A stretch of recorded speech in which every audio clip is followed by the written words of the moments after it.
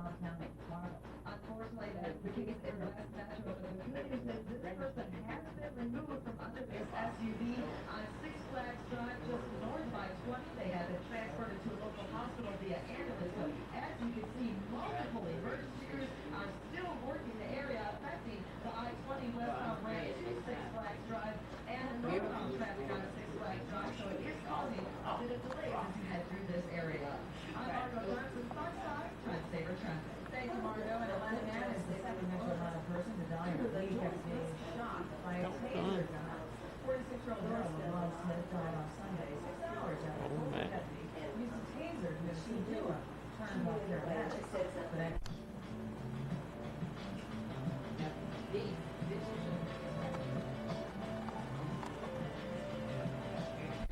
They're the only people who will suffer.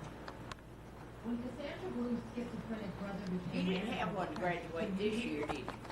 Our granddaughter. Oh, yes, you told me. She's going to Reinhardt.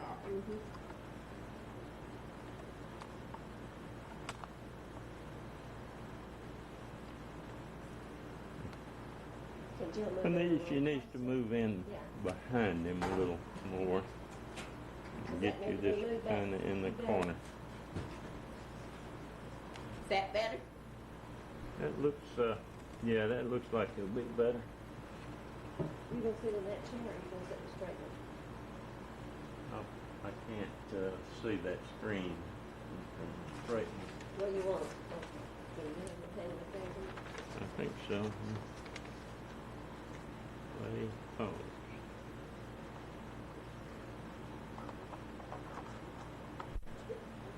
I believe it's running now. Don't laugh at him.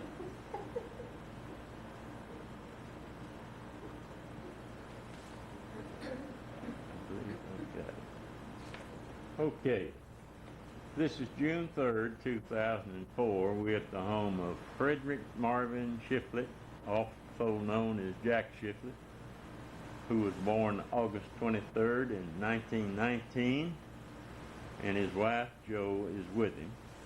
I'm K.C. Burns, Bell South Pioneers, Rome, and we're just going to talk a little bit about Jack's affiliation with the U.S. Marine Corps and his service in World War II and in the Korean War.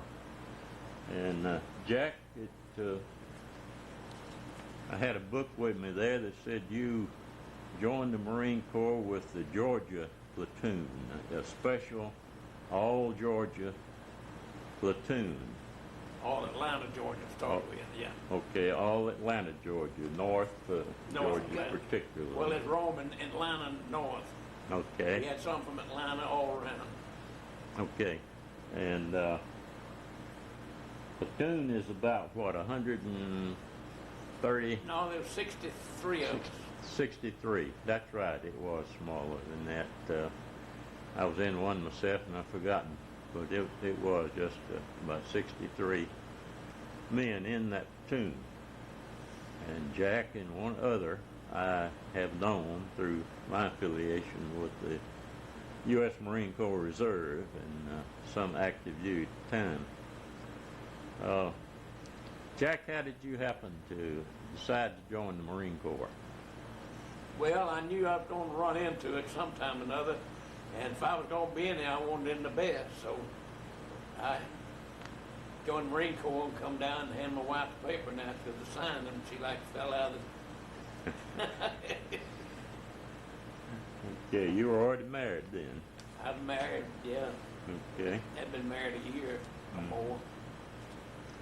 Well, you... Yeah, how you got in the Marine, what you had to do? Well, they told me I couldn't get in after I checked in. The doctor was out, I didn't weigh enough.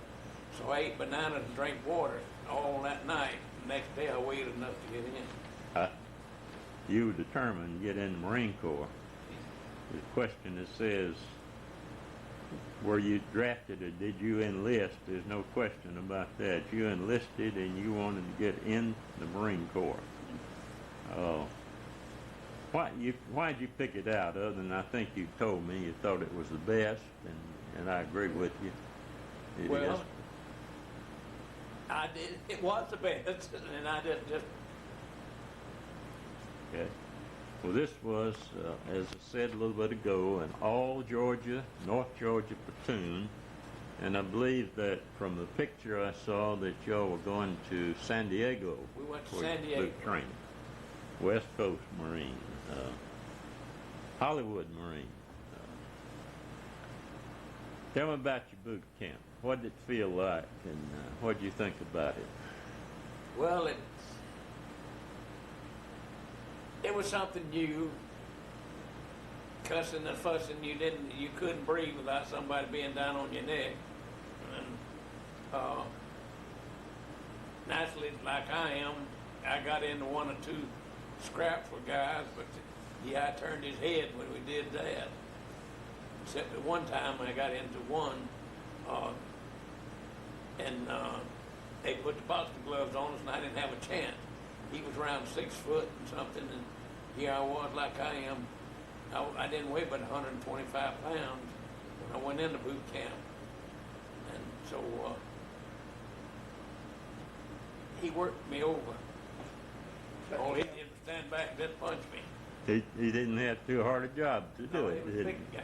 Well, I let him have Good. some, but I caught him later down when DI wasn't around, down behind some buildings we were working on, and the fist, I whipped him. I'm not a boxer. Tell us how much you weighed when you got out of boot camp, because it's good. I weighed 130 something pounds when I got out of boot camp. I was about 135, I think, when I got out of boot camp. Well, I was less than 125 when I went in, come out. So it wasn't as hard as people say it is. No, not really. I'm sure you remember your drill instructors pretty well. What do you remember about them that influenced you a little bit about? Well, we had two. Corporal Erdman was the one that stayed with us all the time, and Corporal Callis was the one in charge, and he stayed gone most of the time. So, but Erdman made you hate him. That was his job, to make you hate him. And he'd come down through there sometime and take his broomstick and hit you, that pit helmet, and jar you down to kick me. He walked up to me one day and started to hit me, and I gripped the rifle. I was going to let him have it right between the legs. He read my mind. He walked on. He didn't hit me. Well, you, of course, went in World War II. World War II was, what, 18 months old or 15 months old when you went in, something like I that. don't know how old it was. What's- Well, now, From see, I had a December burnt to leg. September now. I had a burnt leg and the scars, and the doctor said that you can't go in with that kind of scars, so you can't wear the field shoes. I said, Doctor, I've been wearing a molding shoe on it. I said, I can wear a field shoe. I had to wear two socks on that foot so it wouldn't break back open because it's a thin scar. But the doctor said, you want in, don't you? I said, that's what I'm here for. That was it. I was short and sweet. He was too. You finished boot camp, then you were assigned to one of the divisions in an organization. Yeah, I was assigned to put on a truck and driven to Camp Kearney and went into 144, PMSB 144, which was a dive bomb outfit. I went in there to gun fodder. Where were they located that time? Right up the highway from Camp Pendleton, Okay. on the other side of the road. Still in Southern California. Yeah. What was your job assignment in the Well, beginning? instead of being something that way, I was put on a aircraft with a guy.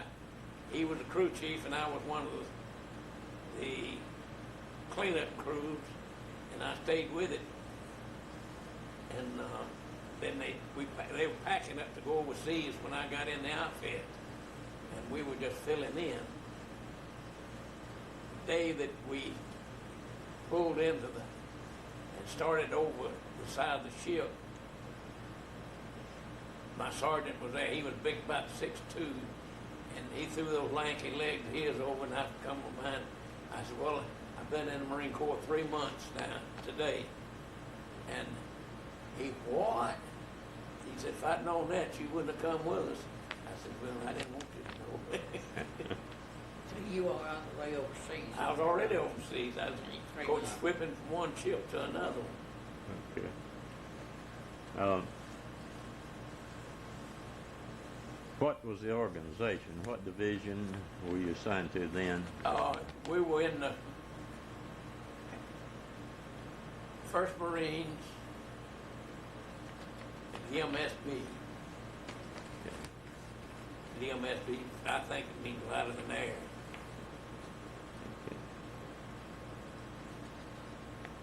I can't remember back that far. Did you go to a permanent location somewhere in the Pacific Islands? Well, we or went did to you go? the New Caledonia and changed ships from there. Mm-hmm. We went over on Lurker line. We got on a beat up old ship that the plates was even leaking. And that sent us into combat there and went up Torpedo Alley, and we got to New Hebrides. And there we built a camp to the guys to get orientated to the tropics. As soon as we got the camp built, we went on into Guadalcanal. I remember all those names because one of my brothers went in the Marine Corps too, right after you, and he ended up in some of those places in forming their unit, the 6th Division. Went to some of the same places. When did you actually see combat? Would you say about how long after you? But well,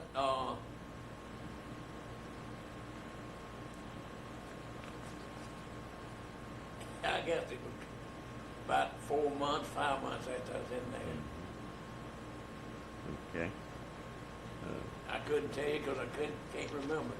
We went in the canal, and that's where but in the meantime, I saw a base rose on some boxes we were unloading off the ships, and found that my brother was on the same island. He was a CB. So I asked the guy that was operating the boat, did he know him? He said, yeah. He talked like you. I said, yeah. He said, yeah, he's down there. And I said, right, I don't see him. He said, well, right now the road was impassable. The ruts were so deep and muddy. And he said it's 20 miles. And so I made arrangement to take off, and I walked down there. I walked up on the dispatcher down in the CB camp. Want to know if he knew my brother. What are you doing down there? He said, aren't you a Marine? I said, yeah. Well, what are you doing down there? You were on the other end of the island. I said, I walked down here.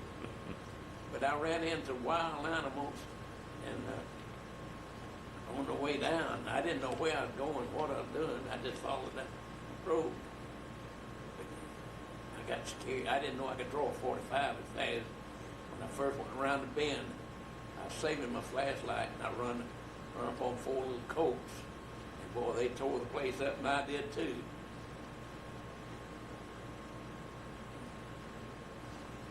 That was probably one of your memorable experiences there. Were there any others you think of that really stick out in your mind? That trip right there was it, because I mean, I went on a tree with all those monkey bats on, those wide wing spread bats. 7 wild hogs run me off the path. An old cow had a calf on the side of the road, and she tried to hit me. And the second time she come by me, the third time, I said, you come back the third time, and I'll put a 45 between your eyes. I pulled it out and I cocked it. She didn't come back the third time. But you did find your brother. Oh yeah, I found my brother. I kicked his bunk to get out of that sack. He recognized my voice. He was up before I could move. Well, I was drug and tired, and he was up and had that flashlight out of my hand before I could even move. He won't know where I got. He got a letter the next week or the next one after that time I was in the Marine Corps. I already talked to him. Was that Roy Vernon? No, that was Red. That was old Red, brother. okay. Because your other brother was my commanding officer at one time, maybe two different Yeah. times. Yeah. Roy. Were you ever prisoner of war? I never did anything. Okay. Any special medals or citations? Well, we got a citation once from a Navy admiral for when we got into Canal, the Navy had their section in there. See, they had them off a carrier, and they didn't have too many mechanics, and those guys were lazy. They wouldn't clean the planes up, and they took a bunch of us down there and signed us to 2 planes to take care of them. And boy, I'm telling you, there's so much grease and dirt on them you couldn't see them. They were losing one, at least one, every time they went out. And after we took over and cleaned them up and got them that way, we didn't lose any more through mechanical. So the Navy gave us a citation. How were you able to stay in touch with your family? Did you have, Writing every day, okay. and sometimes it'd be a month before we got a letter, then we'd get 30 of them at one time. This is a question that get a lot of different answers depending on who you ask them, but what was food like most of the time in your experience? Well, we went in the canal. I was on KP because I had got in trouble and got put on guard duty, and then from guard duty to burning garbage. From burning garbage, I got put on met KP. It's also certain I did. I called one a damn liar and proved it. And he ran into a bulldozer with my plane. First time it went out, and cracked the wing up. And I got up every time he did, and he started telling them that brakes failed on it. And I said, he's a damn liar. I said, that brakes were checked out this morning. Randy rode it all over the area, and they weren't good. Well, they proved his brakes were good, but he didn't get anything from it. And they couldn't press me for calling him a liar, but because that brought out what happened, and it would have been something, because he was first lieutenant and I was a buck private. Okay. Don't let me talk too much. All right. Did you mostly have plenty of supplies, even if it wasn't always the Now, what choice? you mean supplies, food? Food generally. Well, That sort of at thing. one time there, they come out and ask us, would we give them the food we had in the tent so they could have chow that day in the mess hall. They didn't have enough, but we had it buried in our tents. Because every time you laid it, anything was laid down, if it belonged to the U.S., you had it. I was the biggest thief you've ever seen. But y'all had food. Oh, we had food, yeah. I lost from 152 pounds down to 35 pounds. 135 there, and then when I got back with my brother, he started feeding me. I'd stop off and eat with them, and the other guys wanted to kill me when I tell them what I ate. I'd eat steak, oysters, and all that kind of stuff, and they were eating that slop at the that chow they were serving. Oh. They wouldn't let me talk, say anything like come in the camp. Did you travel away from that island or work off of that island most of the time that you were on? Do what now? Did you stay on one island most of the time and work Well, I off of stayed that? on New Hebrides, and then we went into the Guadalcanal Okay. and stayed up there for, I don't know, how long was it? About You come 7 or back to 8 the months. States in December of 40. So you moved on then.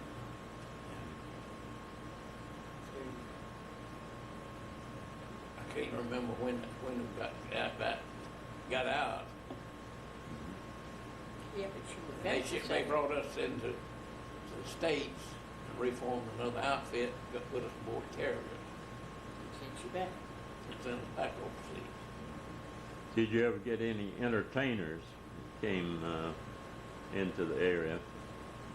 We were a B outfit. We were attached to whatever was around. We didn't get anything except what the other people got. We went over to their outfit and looked at it. The big organizations Yeah. got to the top-notch entertainers right. there. You lucky you get to go and watch from way off out there Well, somewhere. we went in and watched. Well, they never did know who was what, 'cause we knew how to get around. You was sly there.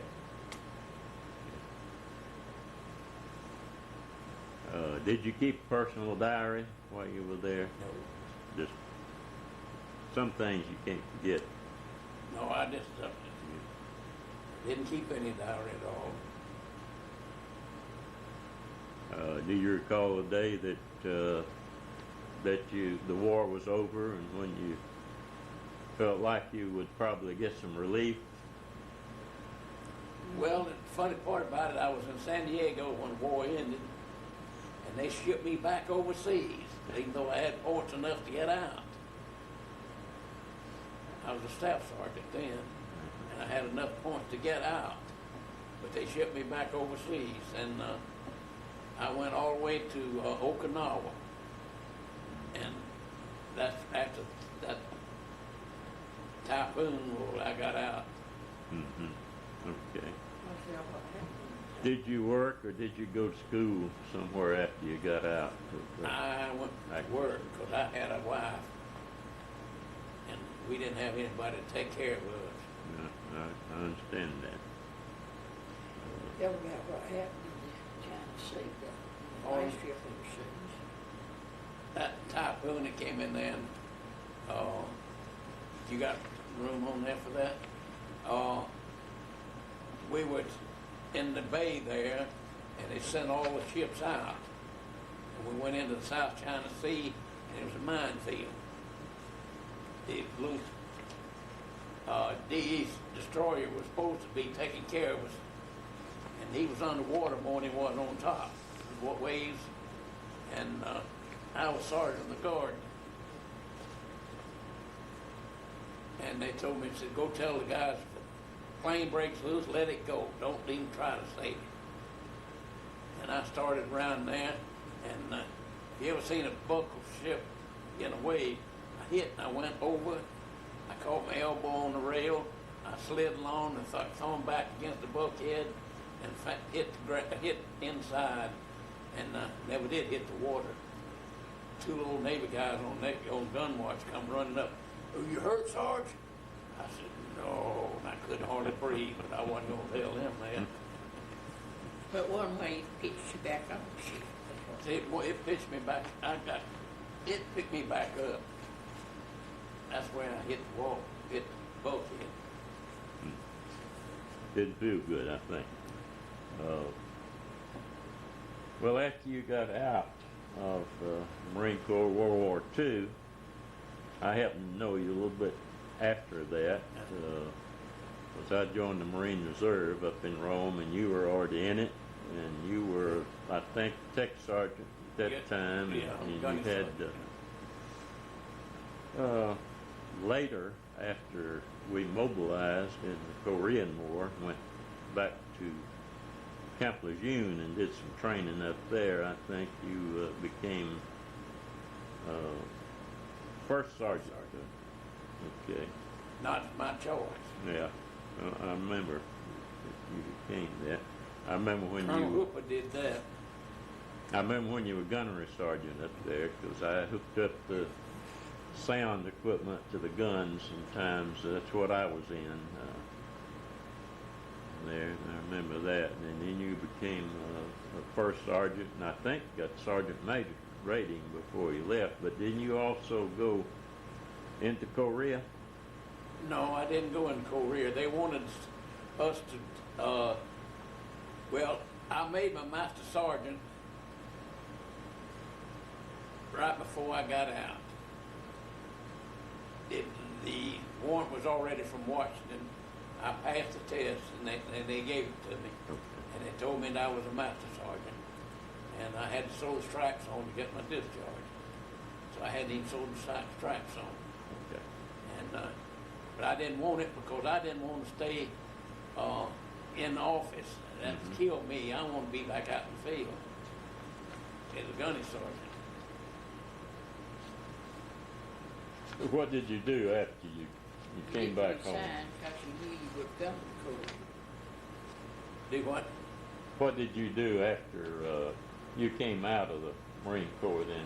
I went back to work for clothing stores. Okay. You managed stores? I was a produce manager. Produce manager. Sergeant. Roy was also with Yeah, Colonial Stores, wasn't he? yeah. He was grocery and I was produce. Okay. And then later he traveled. He was General Foods. Okay. Yeah, he was a wheel with General Foods. Okay.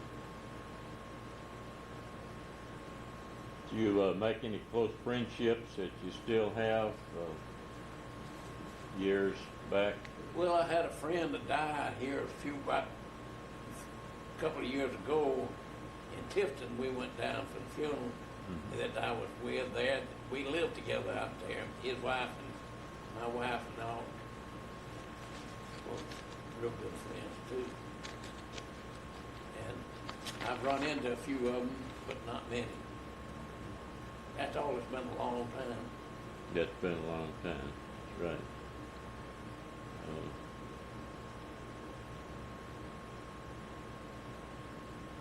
Did you join a veterans organization after that?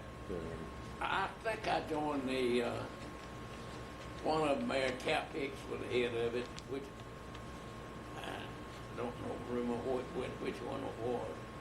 It wasn't You got Veteran Foreign transferred. War, but it was, what's the one that's been there all the time? No. Veteran, I don't know. But I joined them, but I never did, Oh. never was a good member. Veterans Foreign War and, Yeah. and those things. Okay. I know one thing you did after you came back. I got just about 2 more minutes here. You had a little something to do with some youth people after you went to First Baptist Church in Marietta, Georgia. I What taught was it? Sunday school in the Cobb County Juvenile Home for about 39 years, somewhere along in there. I went 40 years, but I wasn't in charge the last couple of years. Okay. I expect you made a lot of good. Well, I had one to come here. Boy came Sunday, 37 years old, and he wanted to see me again. And somebody from the church brought him out here. And he had come back. He wanted to see me. He didn't forget what you'd done. No, he said he still had the Bible I gave him, and he still went to church. I expect there's still a lot of them that remember him. Some of them don't have Oh, the there's a lot of time, them. A lot of them. and they don't think about, you know. What got me was the first time I talked. See, I didn't want to do it, but they finally tied me down to it, and I had the boys and girls sitting in the cutway, and this one girl, she's about 15 years old, pregnant, from Florida, she said, I have a New Testament in my pocket. When I got through teaching, she says, I've never had a Bible. And I said, well, here, you take this one. So that's when I started giving everyone that came in there for the next 30 years the Bible. Each one got a Bible. Okay. He hadn't got time for you to tell about what happened on the freeway in Florida, but he hears after it cuts off. Tell it, it'll just turn off and we'll Oh. hear it. Somebody was blowing, I was coming back from Florida and Key West, somebody blowing the horn for me to stop and I wouldn't do it. I wasn't gonna stop on the highway. I pulled into a service station and here come one on the board that used to be in the juvenile home. He had that Bible in his hand that I'd given him a few years before then. Said, I still have it and I'm still reading it. Doing great. That's worth it all. And it was worth everything to him to do that. Worth it Then I have another one that had a wife and 2 children. He come in a